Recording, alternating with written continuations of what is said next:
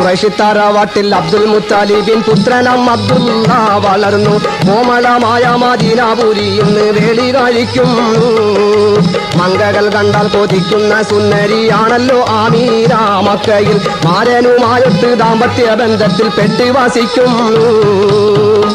പരിശുദ്ധ മക്ക നഗരത്തിൽ ഖുറൈശി തറവാട്ടിൽ അബ്ദുൽ മുത്തലിബിന്റെ ഇളയ പുത്രൻ അബ്ദുല്ല മദീനയിലെ വഹബിന്റെ മകൾ സുന്ദരിയും സുശീലയുമായ ആമിന ബീവി വിവാഹം ചെയ്തു ജീവിതം നയിച്ചു വരവേ ജ്യേഷ്ഠനായ ഹാരിസും ഒരുമിച്ച് കച്ചവടത്തിന് വേണ്ടി സിറിയയിലേക്ക് പോയി. ഭർത്താവിന്റെ ഈ യാത്ര ഗർഭിണിയായ ആമിന ബീവി നിത്യദുഃഖിതയാക്കി. പ്രാണപ്രിയന്റെ തിരിച്ചുവരവും പ്രതീക്ഷിച്ച് ആമിന കാത്തിരുന്നു. കാത്തിരുന്നു നാരി തുഴഞ്ഞല്ലോ, കരൽ തുടിക്കുന്ന വേദനയിൽ പിടഞ്ഞല്ലോ. കണവനെ കാണാൻ കണ്ണ് കൊതിച്ചല്ലോ, അന്ന് തുണയില്ലാതെ ആമിന ബീവി തളർന്നല്ലോ. വ്യാപാരാർത്ഥം സിറിയയിലേക്ക് പോയിരിക്കുന്ന അബ്ദുല്ല വരുന്നതും നോക്കി മണ്ണും ആകാശവുമായി ഉമ്മവെച്ച് കിടക്കുന്ന സഹാറ മരുഭൂമിയുടെ അങ്ങാ തലയ്ക്ക് നേത്രങ്ങൾ വായിച്ചുകൊണ്ട് ആമിന നിൽക്കും. ഒരു ദിവസം രാത്രി അശ്വമുകളിലേറി ഹാരിസോടി വന്നു. വേഗം ആമിനയിൽ കാര്യമെല്ലാം ഓതിടും. എൻ പ്രിയ സോദരനിന്ന് മൺമറഞ്ഞു പൊന്നെ, എന്നും ദുഃഖം കേറ്റി നമ്മെ വേർപിരിഞ്ഞു. കുഞ്ഞെ ആമിന, നിന്റെ ഭർത്താവും എന്റെ സഹോദരനുമായ അബ്ദുല്ല ഇനി ഒരിക്കലും ഈ കുടുംബത്തിൽ തിരിച്ചു വരികയില്ല. ആ ജീവിതം എന്നേക്കുമായി അവസാനിച്ചിരിക്കുന്നു. ഈ വിവരം ശ്രവിച്ചയുടൻ ആമിന മാറത്തടിച്ച് നിലത്ത് വീണു. തണ്ടറ്റുവാരി കൊഴിഞ്ഞു വീണൊരു തൂമലരിന്തളം പോലവേ പൊൻകൈതപ്പൂമയാളാം ആമിനാബി പൊട്ടിക്കരഞ്ഞു പറയുന്നു. എൻ പ്രാണനാഥൻ എന്നിൽ നിന്നകന്നു, എൻ മാനക്കോട്ടകളാകെ തകർന്നു. എന്നെന്നും കണ്ണീർ കടലിൽ ഞാൻ താണ്. എന്തിനായി ജീവിതം ഇനി ഞാൻ തുടരുന്നു? പ്രാണനില്ലാതുള്ള ജീവിതം റബ്ബുല്ലാലമീനെ എനിക്കേകല്ലേ. ഭാരം വിഷാദത്തിൽ മൂമെന്നെയും വേഗം വിളിക്കൂ റഹ്മാനേ. ആമിന പൊട്ടിക്കരികയാണ്. എനിക്കെന്റെ ഭർത്താവുമായി ഒരു വർഷം പോലും ജീവിക്കുവാൻ കഴിഞ്ഞില്ല. എന്റെ വയറ്റിൽ കിടക്കുന്ന ഈ ചോരപ്പൈതലിന്റെ പിഞ്ചുമുഖം കാണുന്നതിന് പോലും അദ്ദേഹത്തിന് സാധിച്ചില്ല. ഇനി ഞാനെന്തിനു ജീവിക്കുന്നു? ഭർത്താവിന്റെ വേർപാടോർത്ത് ആമിന ബീവി വിങ്ങപ്പെട്ടെന്ന സന്ദർഭങ്ങളിൽ ഭർത്തൃപിതാവായ അബ്ദുൽ മുത്തലിബ് മരുമകളെ സമാധാനിപ്പിച്ചുകൊണ്ടിരുന്നു.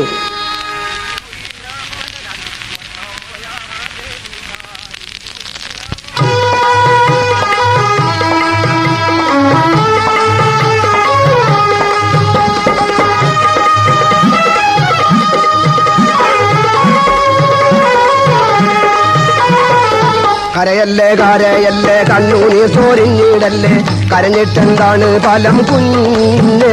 എന്റെ കരളായ മകൻ പോയ വ്യസനത്താൽ ഞാനും എത്ര കരയണം മോളെ നിന്നെ പോലെ.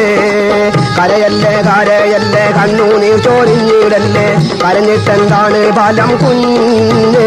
എന്റെ കരളായ മകൻ പോയ വ്യസനത്താൽ ഞാനും എത്ര കരയണം മോളെ നിന്നെ പോലെ.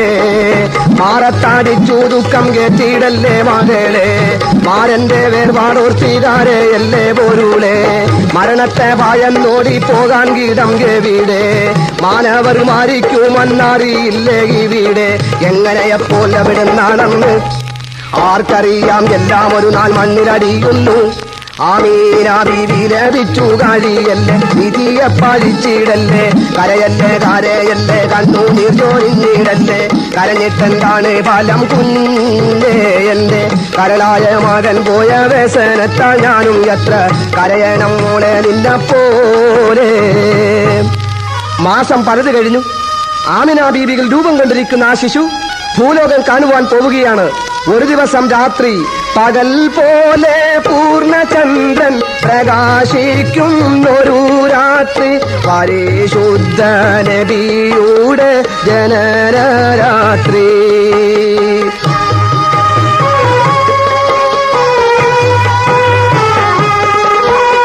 പകൽ പോലെ പൂർണ്ണചന്ദ്രൻ പ്രകാശിക്കുന്നൊരു രാത്രി, പരിശുദ്ധ നബിയുടെ ജനന രാത്രി.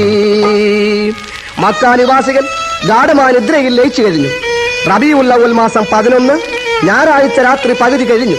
മുന്തിരി കാടുകളും ഈന്തപ്പന തോട്ടങ്ങളുമെല്ലാം ആ വെണ്ണയുള്ള രാത്രിയിൽ ഇളം തെന്നലിൽ ഉരഞ്ഞാടുകയാണ്. പാതിര പക്ഷികൾ മധുരഗാനങ്ങൾ ആലപിച്ചു. സർവ്വലോക പരിപാലകനായ അള്ളാഹുവിന്റെ കൽപ്പന പ്രകാരം അന്ന് അറേബ്യയിൽ പല അത്ഭുത കൃത്യങ്ങളും ഉണ്ടായി. മദ്യക്കുപ്പികളൊക്കെയും അങ്ങ് മണ്ണിലുടഞ്ഞു തകർന്നല്ലോ. മദ്യപ്രിയർ അറബികൾ അകിലം ഞെട്ടി വിറച്ചുണരുന്നല്ലോ. മണ്ണിലും വിണ്ണിലും റസൂലിന് സ്തുതിഗീതം ഉയരുന്നല്ലോ. മന്നവൻ കൽപ്പന പോലെ മലക്കുകൾ വാനിൽ നിരന്നു കഴിഞ്ഞല്ലോ. ക്രിസ്താബ്ദം 571 ഏപ്രിൽ 20 ഖുർആനിലെ അന്ത്യ റസൂൽ പിറന്നല്ലോ. പറഞ്ഞറിയിക്കുവാൻ സാധ്യമല്ലാത്ത വിധത്തിൽ ലോകത്താശ്ചര്യം സൃഷ്ടിച്ചുകൊണ്ടാണ് ക്രിസ്തുവർഷം 571 ഏപ്രിൽ മാസം 20-ാം തീയതി രാത്രി അബ്ദുൽ മുത്തലിബിന്റെ വസതിയിൽ ആമിന ബീവിയുടെ വയറ്റിൽ നിന്നും അള്ളാഹുവിന്റെ അന്ത്യപ്രവാചകൻ മുഹമ്മദ് നബി സല്ലല്ലാഹു അലൈഹി വസല്ലമ മക്ക നഗരത്തിൽ അവതരിച്ചത്. സല്ലല്ലാഹു അലാ മുഹമ്മദ് സല്ലല്ലാഹു അലൈഹി വസല്ലം.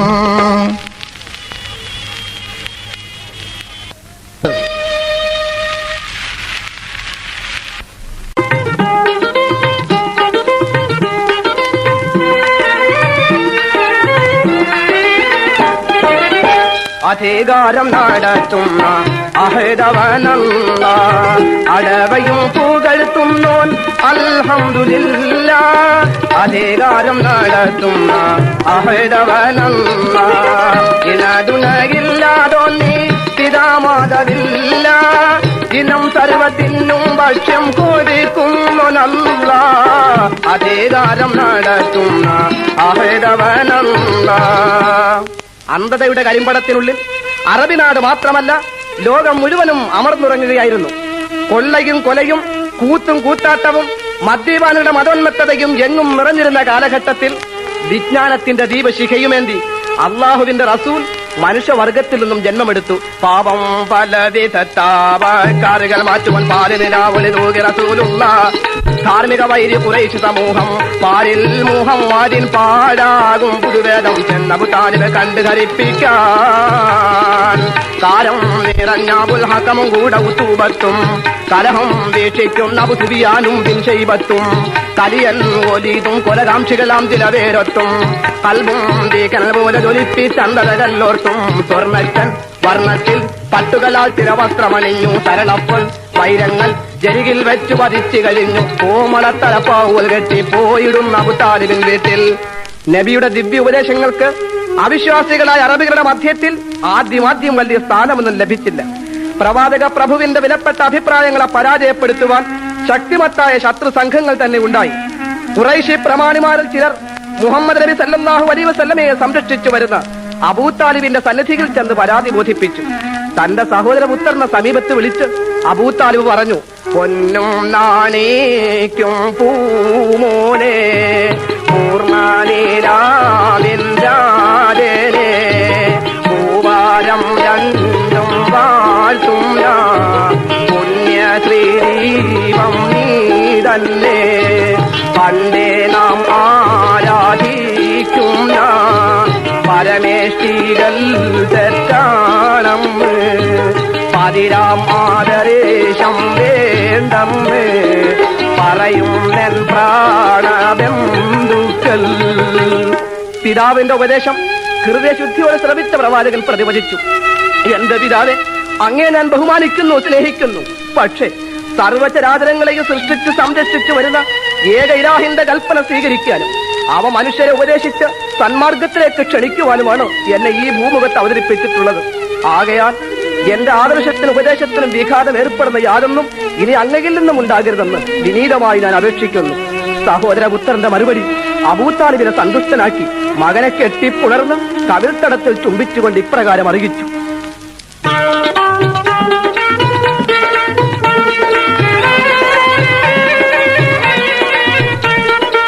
കരളാലിയും വാക്ക് പറയണ്ടാവൂ മകനെ, മറയ്ക്കണ്ട ഭൂതുവേദം വീതി വാക്യങ്ങൾ. എന്റെ ഉയിരിക്കും വരയ്ക്കും ഉറവിതരും നിനക്ക് ഉന്മേഷത്തോടെ ദീനെ നടത്തിടുക മോനെ നടത്തിടുക.